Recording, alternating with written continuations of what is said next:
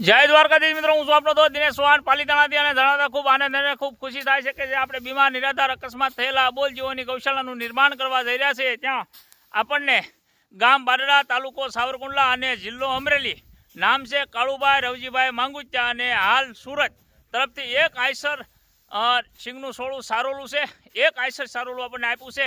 દાતાશ્રીનો ખૂબ ખૂબ આભાર વ્યક્ત કરું છું। માં ભગવતી અને ભગવાન દ્વારકાધીશ મુરલીધર મહારાજ એમને ખૂબ જાજુ આપે અને જીવનમાં ખૂબ પ્રગતિ કરે અને પ્રગતિના શિખરોને પાર કરે એવી હૃદયના ભાવથી શુભકામના પાઠવું છું। એક આઈસર ગાડી છે, નિરાણ જવું માટે ઊભો છું।